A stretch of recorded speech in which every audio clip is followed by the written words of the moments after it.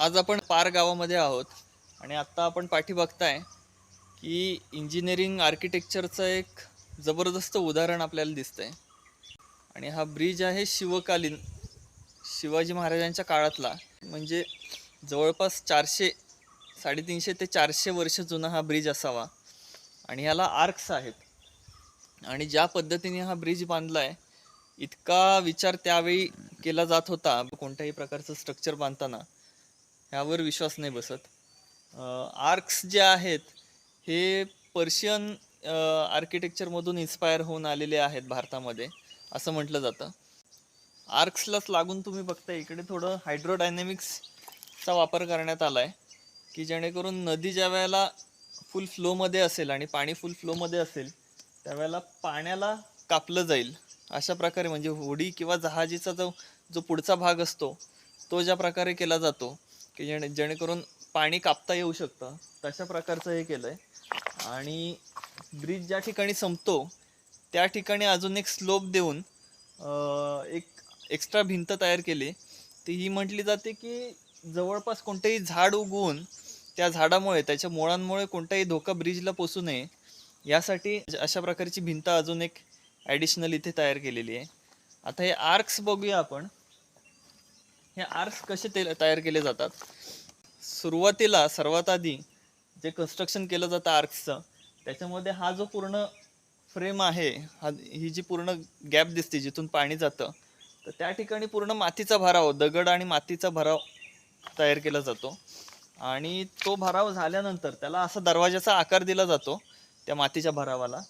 आणि साईडनी दगडाची रचना केली जाते आणि मग वरून परत दगड टाकले जातात.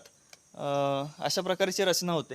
आणि सर्वात शेवटी जो दगड लावला जातो तो बरोबर आर्कच्या वरच्या बाजूला मधोमध हा जो दगड आहे तो फिट केला जातो.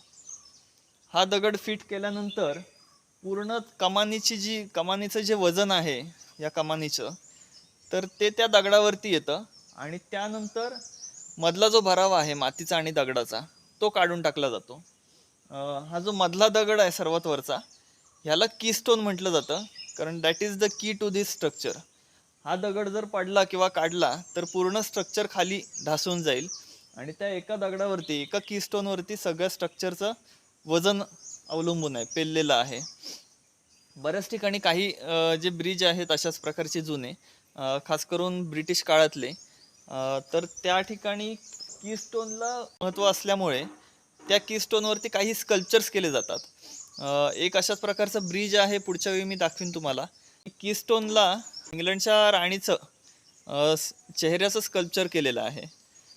आर्क्स बांधण्याची सुरुवात ही मुळात इजिप्शियन सिव्हिलायझेशनमध्ये झाली, पण त्यावेळेच्या आर्क्सची रचना ही अत्यंत ओबडधोबड होती. यापुढे रोमन साम्राज्याने खऱ्या अर्थाने कीस्टोन लावून आर्क्स तयार करण्याच्या कलेमध्ये मास्टरी मिळवली. याच्या आधारावरती रोमन साम्राज्यामध्ये मोठ्या मोठ्या भव्यदिव्य इमारती बांधल्या गेल्या आणि तसंच भुयारी जलमार्ग देखील बांधले गेले. पर्शियन साम्राज्यामध्ये देखील आर्क्सचा मोठ्या प्रमाणावरती वापर झाला आणि रोमन साम्राज्याप्रमाणेच मोठमोठ्या इमारती आणि भुयारी जलमार्ग बांधण्यात आले. पुढे हीच कला पर्शियन संस्कृतीतून भारतामध्ये आली आणि नंतर आपण बघतोय की भारतीय वास्तुकलेमध्ये आर्क्सची रचना समाविष्ट झाली. ब्रिज जिथे संपतो त्या ठिकाणी दोन्ही साईडला, म्हणजे इकडे आणि त्या टोकाला, एक्स्ट्राची एक भिंत दिले की जेणेकरून ब्रिजला अगदी लागून कोणत्याही प्रकारची झाडं वाढू नयेत. आणि त्याचबरोबर दोन कमानींच्या मध्ये होडीचा पुढचा जो आकार असतो तशा प्रकारचा आकार दिला आहे, की जेणेकरून पाणी जे आहे ते फुल फ्लोमध्ये ज्या वेळेला असताना पाण्याला कापता येईल अशा प्रकारचा हा ब्रिज हे स्ट्रक्चर तयार केलं आहे. आणि 4 मोठे कमान आहेत ब्रिजला. पर्शियन स्टाईलमध्ये त्याला कीस्टोन लावून हे कमान तयार केलेत. 350 ते 400 वर्ष जुना हा ब्रिज आहे.